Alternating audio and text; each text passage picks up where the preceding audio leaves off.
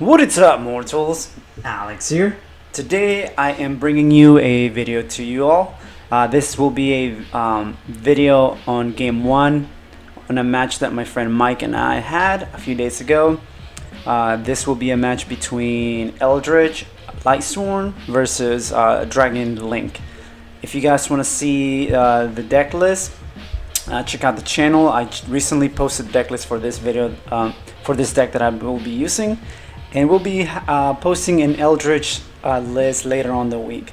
But for today, we'll be going over game 1. Tomorrow will be game 2. And the following day will be game 3. We'll be doing matches like this. And we'll have a commentary over them to explain some of the choices that we made during the game. Hopefully, it'll help you guys understand better the line of plays that we made and the reasoning behind them as well. So we're going to start here. This is game 1 again. We'll be having a match. Game 2 and 3 will be with side, and I believe I won the die roll with this. So we're gonna start to see what we draw, and hopefully we have a good match. But let's jump into the game. We start by activating Foolish Barrel, which it didn't make the final cut of my deck. In this video, this match I had it, and Foolish Barrel is usually there to search Rocket Tracer. We're only playing one Ups Router. And as you can see, we are activating 1-for-1 right away. 1-for-1 is one of the best cards in the deck. If this resolves, we usually win. Thankfully, Mike didn't have an Ash Blossom. And now that we have access to the Metal Dragon, we'll have access to our entire engine. Keep in mind, my hand was very weak at this time. I had a few hand traps. But I did manage to get to 1-for-1 to Darkness Metal Dragon, which is the focal point of the deck nowadays. We get a quick +2. We're going to be doing some more plays, but nothing too crazy. Our hand can't really deal any Nibiru. We can't follow that up, so we're just going to generate some advantage and pass. I thought about this play for a little longer than I should have. I went into Romulus to get the Ravine and get a second target. I guess I played 2 targets for the Black Metal Dragon now, the Red Ice Wyvern. This is something that I contemplated on doing. I was thinking of different plays that I could have done, something better, something more productive. But at the end of the day, there was nothing better I could have summoned that wasn't Romulus. Remember that I'm playing around Ash, I'm playing around Impermanence. Mike plays those cards in his deck. And Nibiru is a threat. It's always a threat. So if you have a follow-up for Nibiru, definitely push through it. But if you do not, don't do it. Play safe and wait a few turns. And that's what I ended up doing in this game. I waited a few moments. I think I took a minute to think of this play. There's a few other things that I could have done, of course, but if I ran into a Nibiru, I couldn't play through it. I think I had it called by the grave in my hand at this time. I don't remember too well. You see here, you see me like tinkering around with different plays. Wondering what should I do if his hand. The one thing about this play that made me realize that I could have done something better was if he has a good hand, even if he's playing a slower version of Eldlich, we'll still be in trouble. So I decided to stick with the Romulus, Search Ravine, and the Red Ice Wyvern. So the one thing about Dragon Link nowadays is that a lot of people play Ravine still to get a free plus over Romulus, and Ravine itself, it's a Foolish Barrel for anything, right?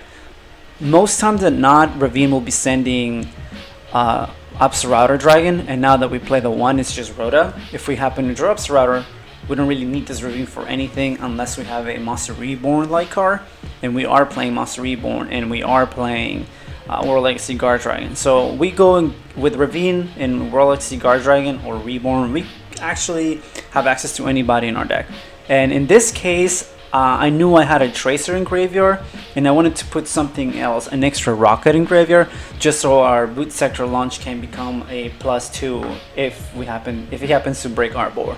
So as you'll see, I will be sending a Dragon, and the one I'll be sending is another Rocket. And in this case, I will be sending my 1 copy of Silver Dragon that we kept in the deck list. Again, if you have not seen the deck list for this particular deck, you can pause the video, go to the channel, and check it out. I'll explain some of the theory behind the cards, and you'll see how different it is from a few months. This is a brand new list. It's all combo based, all turn 1. And here in the end phase, I passed turn, again very weak hand, but because we did not normal summon, we were able to use Red Eyes Wyvern's effect during the end phase and special summon a Red Eyes monster from our grave, which is huge, right? Darkness Metal is 2800. If he doesn't have a good hand, that Red Eyes Darkness Metal is just going to sit there like generating advantage. So we pass. I drew, and for the look of his hand, he did have an Nibiru for one, so we did play around that.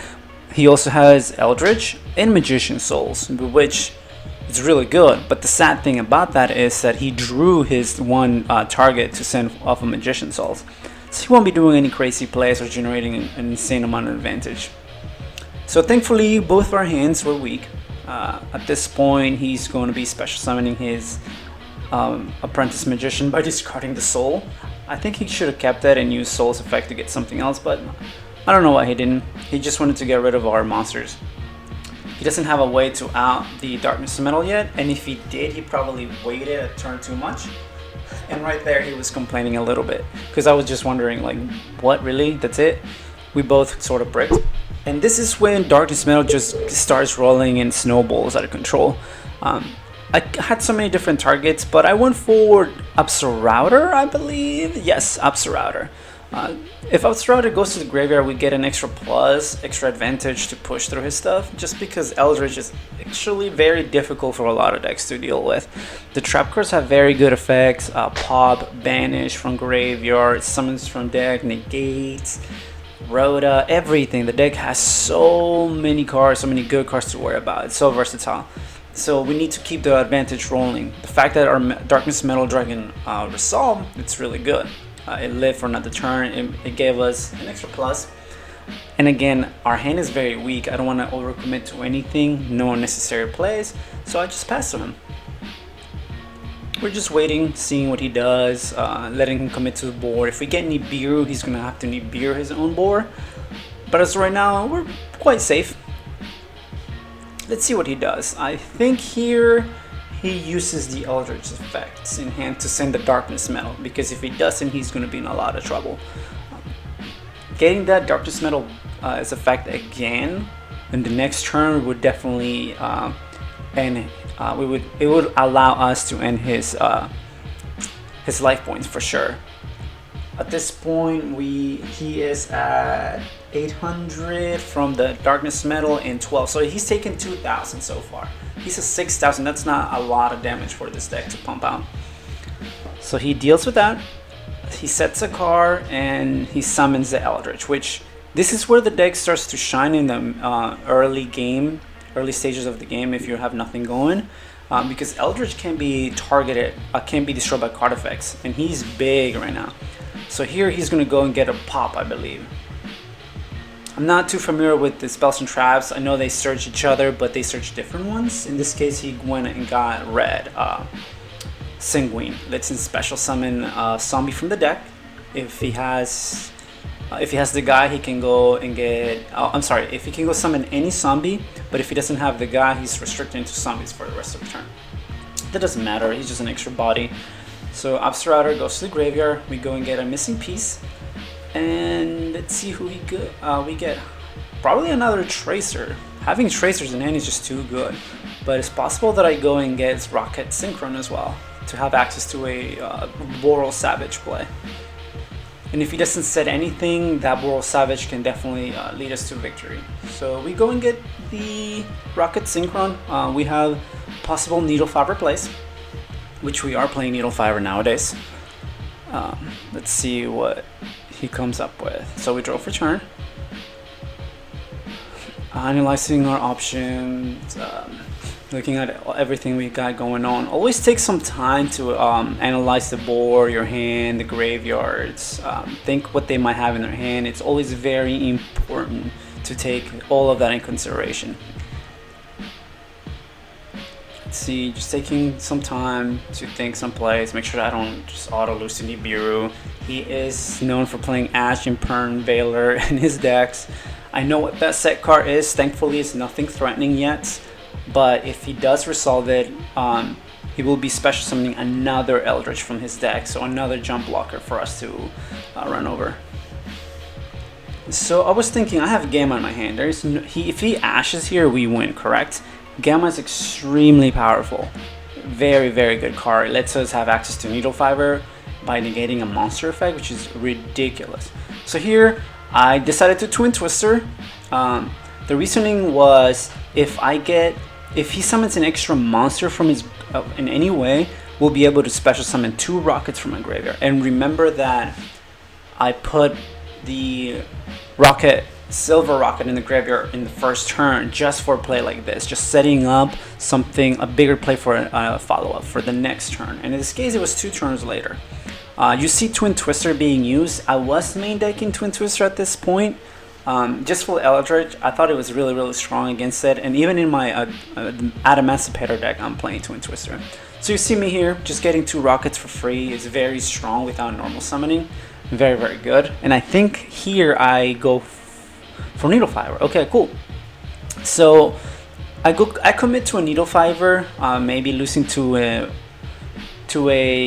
Nibiru, but at this point he's used his trap card. He's gotten an Eldritch out of his deck, so if he Nibiru's here, he will be Nibiruing himself as well, and that's fine with me. I have not committed my normal summon. This is all free, thanks to Boot Sector Launch, and the beauty behind it is that we get to keep it for a follow-up. It's very, very good. I believe I drew my Red Rose Dragon as well, which is the primary target for Needle Fiber. This is the reason why I didn't summon it this turn. But you will be seeing Red Rose Dragon in this game. We are playing Link Cross, and here's where we summon it. We go and get 2 tokens. The tokens are level 1 Light Cyber 0/0. We don't really care for the tokens. You can't use them for a Link summon, but we can use them for a Synchro summon. So there's the Red Rose Dragon. Again, if you're not familiar with Red Rose Dragon, please go check out the video, the deck profile, and I explain that in detail what it does, what the engine does. And here you see I summon Garden Rose Maiden. I go 1/2, Maiden 1, and then Red Rose Dragon 2 to summon a Rose Dragon from our deck, and or search a Frozen Rose from our deck, which we don't play that. So Maiden, I will get Nibiru. Like I said, he had it in hand. That's fine. We get Nibiru. We get 2 pluses. This is the beauty behind this deck. Once you manage all your resources correctly, once you establish everything on board that you need to throw in a Nibiru, you can still play through it. So that the White Rose Dragon should be summoned to the field thanks to the Red Rose. I just added it to hand. I think I summon it soon. I think I realized that a little later. This was like really late at night. We're just jamming to music and play testing for the upcoming YCS, quote unquote. Hopefully they don't cancel that. So again, he's Nibiru me. I don't think he has another hand trap in hand, and even if it does, we should be fine. So Black Garden seen play, Garden Rose Maiden banished to summon a Rose Dragon from our graveyard. So here we give him a token, 800 by 800. All our monsters attacks are half, which doesn't matter. We special summon. So see, that Rose Dragon should be on the field. I don't think it matters much, but it serves as a monster reborn. That's what the purpose of a Black Garden. Let's just get Tracer, because Tracer has 1600 attack. If you destroy 2 plant monsters in the field with 800 each, that equals to 16, being a monster reborn for Tracer. So now we go to a Link 2, the Buster Whelp. He's the new Beat Cop. We care for his arrows, and now we go into Guard Dragon play. Very important to save these guys for after you get a hand trap. Don't ever commit to the Guard Dragons unless you're being forced to. In this case, we got Nibiru. If he has Ash, that still be fine. We still kill him through Borosaur, which we are not main decking Borosaur, by the way. We're just having him in the side deck. So we're just doing some cool plays. We got Cypher out of the deck, very important card. You can get to it anytime you want, preferably open with it. So we special summon the Wyver Buster, link into Pisty. Pisty will special summon Darkness Metal. We have not used this effect this turn. Sadly, he will be errata very soon. But still, very good. We'll still be playing the deck, see how it does. Hopefully LP does not get banned. With the new Tomb Chaos cards coming out this week, please expect an update of this list. I'll be working on this and also my Thunder Dragon. So we're just climbing. We're going to a Palooza just to play through an Ash Blossom or Gamma or some random hand trap.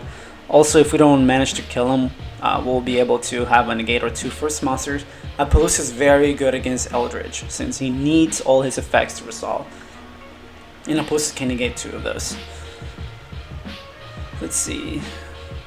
I think here we go for Boros Savage and... Oh yeah, right. The Dangerous Dragon comes out. We go for Quad Boral, discard anybody. Gamma is just free. Then special summon up to 2 rockets from our graveyard, which is really good. We'll go for Tracer in silver. We just want bodies, honestly. I'm having trouble looking for silver, so we'll just get anybody. In this case, I should have discarded the silver from hand. I wasn't thinking. Again, it was really late at night. But still doing plays, trying to go for a game. And Boros Savage should be big enough to run over the Nibiru. And then he's at 6,000, by the way. Let's see, Nibiru's at 3,000. Boros Savage now it's at 4,750. 28 from Darkness Metal and 16 from Palooza. That's definitely not game yet, but we seal the deal with this. There's no way he can come back and break through this. He has 3 negates to play through and a possible 4th on our turn. We still have 4 cards in hand, loaded graveyard. No way we lose. Let's see how he answers this.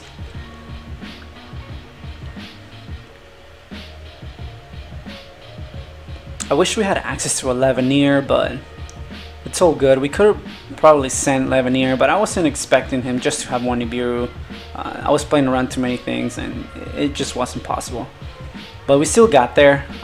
There should be a game coming up here. I think he'll scoop his cards up. It wasn't a too terrible game. He still got to do some plays. He Nibiru me. But as you can see, scoop up the cards, and we'll go next game. Sweet.